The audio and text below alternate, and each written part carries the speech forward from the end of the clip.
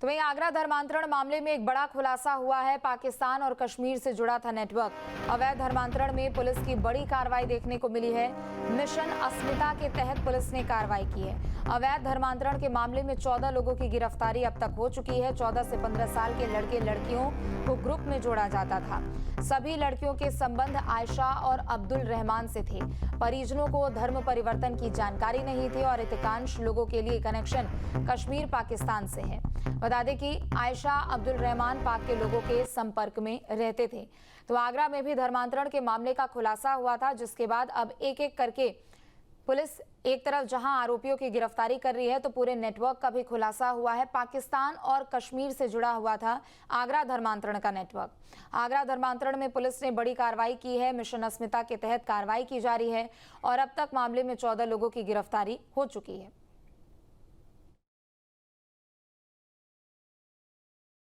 धर्म परिवर्तन में करने वाले ये जितने भी लोग थे, इसमें जो दूसरा तथ्य आया वो तथ्य आया कि इसमें से अधिकांश लोग, जितने भी हमारे ये जो लड़कियां जिनको कि हमने रेस्क्यू किया और जो हमारे अन्य लोग जो कि रिवर्टी अपने को कहते हैं, उन सारे लोगों में से सभी के कनेक्शन या तो कश्मीर से थे या पाकिस्तान से थे। इसमें से ऐसा कोई नहीं था जिसके कनेक्शन इन दोनों में से किसी जगह से नहीं थे। और आयशा और अब्दुल रहमान इन दोनों के कनेक्शन के बीच की कड़ी थी और ये जितने लोग थे, ये आयशा या अब्दुल रहमान से ये लोग कनेक्टेड थे। रहमान को ये लोग सामान्य बोलचाल में रहमान चाचा, रहमान अंकल के नाम से ये लोग पुकारते थे। इन तथ्यों के खुलासे से इस बात की पुष्टि होती है कि ये जो चीज़ें हैं, ये हमारे राष्ट्रीय और आंतरिक सुरक्षा के लिए एक बहुत बड़ी चुनौती है और हमारी जो डिफरेंट कंसर्न एजेंसियां हैं सिक्योरिटी की, वो सब भी इनसे पूछताछ कर रही हैं, क्योंकि एक तरफ से इन सभी बालिकाओं से कल को हो सकता है कि ये लोग एक स्लीपर सेल के रूप में काम करते, चूँकि इनके थ्रू ये लोग कहते थे कि जो हम आपको प्रीच कर रहे हैं, उस प्रीच के लिए आपको सवाब का फल तभी मिलेगा जब आप इसके बदले में हमें कुछ भी पैसा देंगे। तो पैसा भेजने का भी इनका एक रूट इन्होंने इसके लिए तय किया था। हमारा जो आगरा का एक्यूज्ड है, जिसको कि रहमान, जो कि 12वीं फेल है, लेकिन जिसे कंप्यूटर की कम से कम 10 भाषाओं की जानकारी थी, जो पॉडकास्ट पर अच्छी अंग्रेज़ी बोल रहा था और उसने क्राउड फंडिंग के द्वारा उसने बात स्वीकार की। क्राउड फंडिंग करके उसने पैसे को फ़िलिस्तीन के लिए उसने भेजा और उसके साथ जो चीज़ें मिली उसमें वो क्रिप्टो का भी यूज़ करता था और डॉलर में भी उसके साथ पैसे का लेन देन का हम लोगों को पता चला। इस ग्रुप के कम से कम 3 सदस्य डार्क वेब की जानकारी रखते थे और इसके द्वारा अपने सदस्यों से बात करते थे। आप डीजीपी महोदय और एडीजी एलओ के निर्देशन में आगरा जनपद के सदर थाना क्षेत्र की 2 हमारी बालिकाएं भाटिया परिवार की वो चली गई थी, जिस संबंध में उनके द्वारा पहले मिसिंग रिपोर्ट लिखाई गई। तत्पश्चात उसमें मुकदमा धारा 87, 111(3), 111(4) ये बीएनएस की धाराएं और 3/5 उत्तर प्रदेश विधि विरुद्ध धर्म संपरिवर्तन प्रतिषेध अधिनियम के तहत मुकदमा कायम किया गया और उसके बाद इस मुकदमे को, चूँकि इसकी गंभीरता को देखते हुए, इस मुकदमे को साइबर क्राइम में ट्रांसफ़र किया गया, जिसकी विवेचना वर्तमान में साइबर क्राइम थाना की इंस्पेक्टर रीता यादव के द्वारा की जा रही है।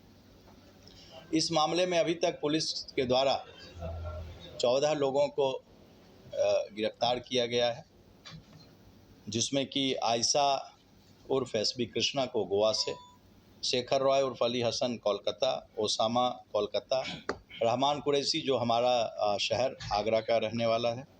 अबू तालिब खालापार मुजफ्फरनगर का रहने वाला, रितबानिक उर्फ इब्राहिम, ये भी एक कन्वर्टी था जो कि कोलकाता का रहने वाला था, जुनैद कुरैशी जयपुर का, मुस्तफ़ा उर्फ मनोज ये दिल्ली का, मोहम्मद अली ये जयपुर का रहने वाला था, ये भी एक कन्वर्टी है,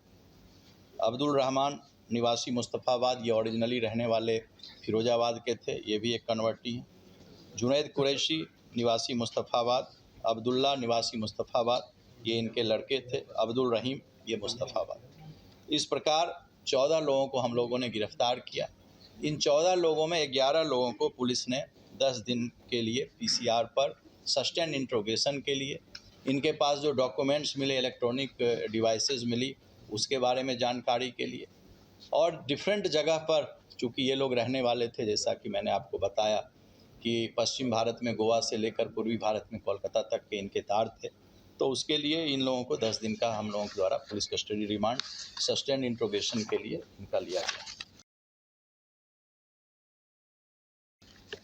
ये जो ग्रुप है ये पूरी तरह से एक संगठित अपराध के रूप में यह ग्रुप कार्य कर रहा था। ऑर्गेनाइज्ड ये एक सिंडिकेट था और इस ग्रुप का जो मुख्य संचालक था वो अब्दुल रहमान, जो कि पूर्व में रहने वाला फिरोजाबाद का था और 1990 में यह खुद कन्वर्टेड, इसने अपना परिवर्तन किया था। वो आज के समय में इसका मुख्य संगठन करता था। इसके अलावा गोवा की जो हमारी महिला है एसबी कृष्णा उर्फ आयशा, ये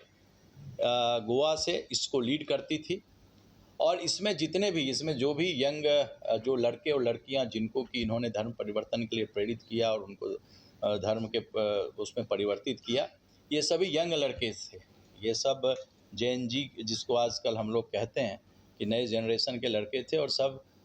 14 साल 15 साल की उम्र से इसके बारे में देखना शुरू किए और 15 साल से 26 साल के लोग इसमें थे जो कि परिवर्तित हुए, चाहे वो लड़के हों चाहे लड़कियां हों। अब्दुल रहमान के बारे में मैंने बताया कि ये 1990 में फिरोजाबाद का रहने वाला था। फिरोजाबाद से उसने आगरा कुछ दिन काम किया, आगरा के बाद वो मुंबई चला गया, फिर वो दिल्ली आया और उसने 90 ईस्वी में धर्म परिवर्तन कर लिया था। वर्तमान समय में वो मुस्तफाबाद में रहता था। ज्ञातव्य है कि कलीम सिद्दीकी, जिसको कि उत्तर प्रदेश की एटीएस ने 2021 में गिरफ्तार किया और जिसको कोर्ट के द्वारा आजीवन कारावास की सज़ा हुई, उस कलीम सिद्दीकी का यह अन्यतम सहयोगी था। और इसके घर जब पुलिस के द्वारा रेड की गई थी तो इसके यहाँ धर्म परिवर्तन क्यों ज़रूरी है और उससे संबंधित जो भी पुस्तकें थी, जो साहित्य थे, वो काफ़ी ज़्यादा मात्रा में इसके पास से मिले थे। जितने भी अभियुक्त पकड़े गए या जो भी बालिकाएं जिनको कि हम लोगों ने वहाँ से निकाला, रेस्क्यू किया, वो सारी बालिकाओं से जब बात की गई तो बातचीत में जो कॉमन चीज़ें थी, वो कॉमन चीज़ें ये थी कि इन सब के संबंध आयशा से थे जो गोवा की रहने वाली हैं, और दूसरा अब्दुल रहमान जो कि मुस्तफाबाद दिल्ली में रहता है और जो कलीम सिद्दीकी का अन्यतम सहयोगी था। उत्तराखंड के देहरादून से, उत्तर प्रदेश के बरेली, अलीगढ़, रायबरेली, हरियाणा के झज्जर और रोहतक की लड़कियाँ जिनको कि धर्म परिवर्तन के लिए उकसाया गया और बहकाया गया, उन सभी से हम लोगों के द्वारा जो इंट्रोगेशन की गई, उन लड़कियों को जो इनके जंजाल में फंसे हुए थे धर्म परिवर्तन के गिरोह में, उसको उत्तर प्रदेश पुलिस ने माननीय मुख्यमंत्री जी के निर्देश पर हम लोगों ने उसको रेस्क्यू किया, उनको बचाया। और इसमें सबसे आश्चर्य की बात ये थी कि जितनी भी ये बालिकाएं थी या जो बालक हैं इसमें, इनमें इनके घर वालों को किसी को नहीं जानकारी थी, इन लड़कियों को, कि मेरी बेटियां इसमें इन्वॉल्व हैं और धर्म परिवर्तन के लिए प्रेरित हैं या उनके घर में वो नमाज पढ़ रही हैं, कलमा पढ़, इन लोगों को इसका कोई आइडिया नहीं था, इनके किसी भी परिवार को। जहाँ भक्ति है हर शब्द में, कथाओं में छुपे हैं दिव्य रहस्य और ज्योतिष देता है जीवन को दिशा। धर्म से जुड़ी हर बातों को जानने के लिए हमारे चैनल स्तुति को सब्सक्राइब करें। चैनल पर जाने के लिए इस लिंक पर क्लिक करें।